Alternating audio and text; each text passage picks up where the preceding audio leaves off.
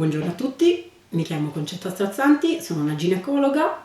Io sono Annalisa Ianni e anche io sono una ginecologa. Lavoriamo presso l'unità operativa di ostetricia e ginecologia dell'ospedale di Tolmezzo e di Gemona. Io, assieme alla dottoressa Ianni, ci occupiamo dell'ambulatorio ginecologico pediatrico, ambulatorio a cui si fruiscono tutte le ragazze di età inferiore ai 17 anni con delle problematiche di tipo ginecologico. La nostra visita consiste prima in un approccio in cui conosciamo la ragazza, quindi chiediamo se ci sono problematiche varie, patologie importanti, assunzione cronica di farmaci, qual è la problematica che l'ha portata ad afferire presso il nostro ambulatorio.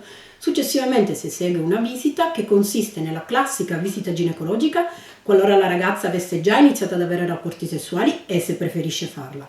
Altrimenti una visita solo dei genitali esterni se si rende necessario ed infine un'ecografia, ecografia che viene spesso e volentieri eseguita per via transdominale e quindi a vescica piena. Le problematiche che portano la bambina e la ragazza dal ginecologo sono varie. Una di queste è la pubertà precoce. Se una bambina ha uno sviluppo del seno o dei peli pubici ascellari prima dei 7 anni, potrebbe avere una prima mestruazione anche prima dei 9 anni. Questo, oltre a farla soffrire psicologicamente perché non è pronta per la prima mestruazione, potrebbe anche farla rimanere di bassa statura.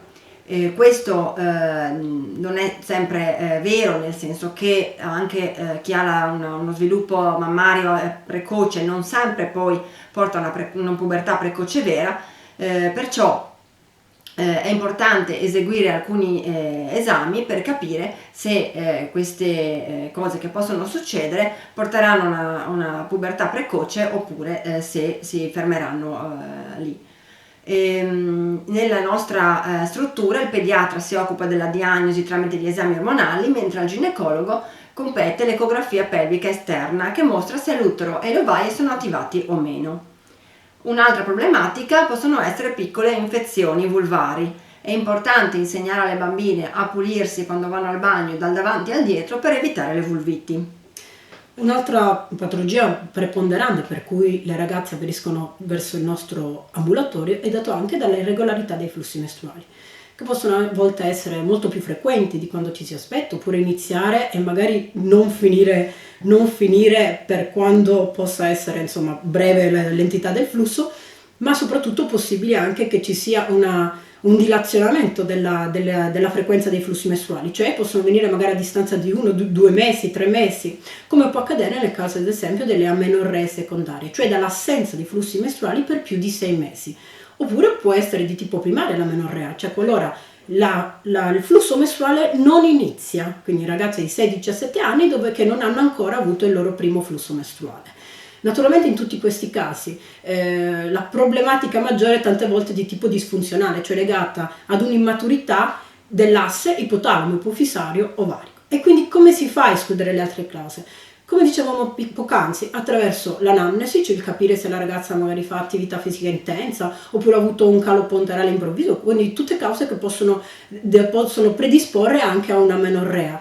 Oppure al contrario, valutare appunto il peso della ragazza, se nel caso di obesità potrebbe essere un campanello d'allarme di problematiche quale l'ovaio policistico. L'ecografia pelvica naturalmente fondamentale e in più, sempre di ausilio, ci sarà quello di eseguire eventualmente delle indagini ematochimiche.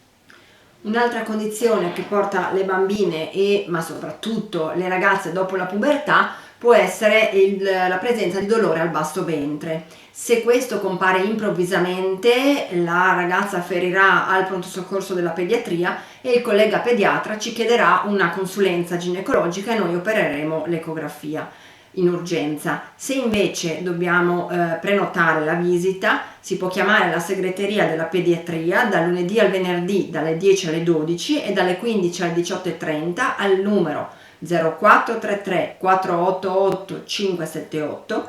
La segretaria prenderà nota del nome e richiamerà non appena disponibile un appuntamento.